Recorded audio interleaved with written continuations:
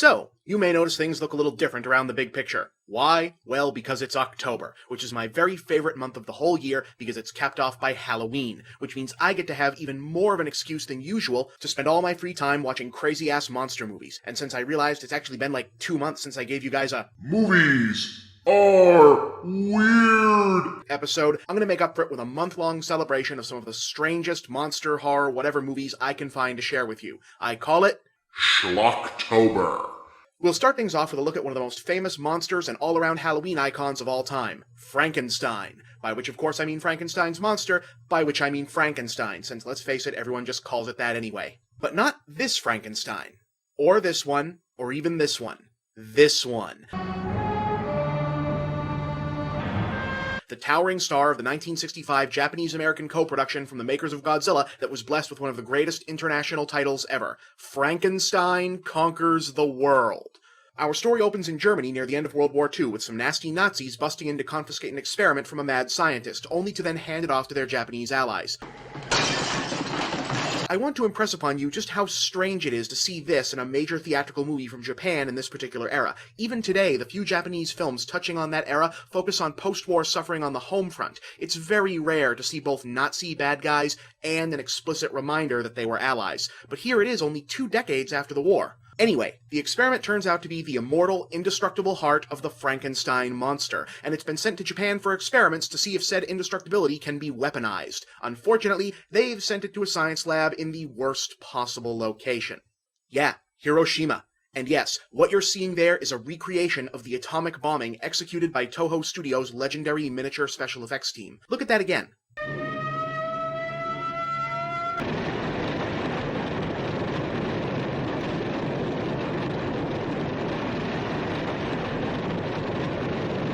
Hiroshima was always in the subtext of Toho's giant monster movies, but this is the first one where it was an explicit cause and effect. I mean, holy crap! This was only 20 years after the actual bombing. Can you imagine what it must have been like to have to stage and build that scene for a Japanese special effects team? I mean, having to reconstruct the buildings, to get the fire to look right, and looking up the reference photos. Yikes, that must have been some heavy stuff. Anyway, 20 years later, an American doctor played by Nick Adams, who made a bunch of Japanese monster movies a few years before tragically dying young, discovers a radiation-resistant feral child who allegedly appeared out of nowhere in the ruins of Hiroshima. You guessed it, the atomic bomb caused the heart to generate a new body. And if you're wondering how that works, since the original monster was made of a bunch of different bodies, stop being a party pooper. The radiation actually just keeps making Frankenstein, they just kind of start calling him that, grow bigger until he's a full-scale giant, because that's what Toho does, okay? And soon enough, he's crashing through the city, fighting with the army, trashing the countryside, and, messing with a party cruise for some reason.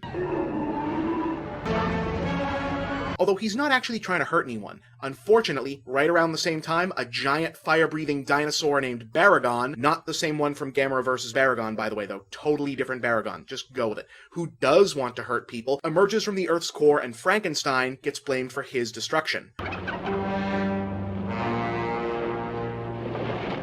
You know what I love about movies like this? They spend the entire first act explaining how Frankenstein can exist and how his regeneration and healing factor works, but then Baragon shows up and everyone is just like, yep, fire-breathing dinosaur. No explanation needed. It's Japan. We've got these, apparently. Overall, this movie is a lot of fun in that B-sci-fi monster mash way. I mean, if it wasn't, why would I be telling you about it? The spectacle of one of the quote-unquote universal monsters reconstituted as a Godzilla-style behemoth is spectacularly silly. And when it all comes down to the Frankenstein monster and Baragon fighting to the death while the human cast stands by gawking at it, well, how else do you want these things to end?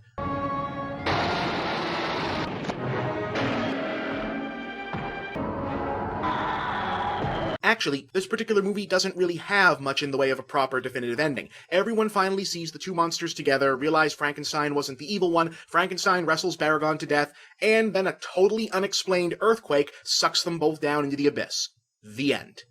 No, really, that's how this ends. Hooray, I won! Oh crap, earthquake! And now I'm dead. Why?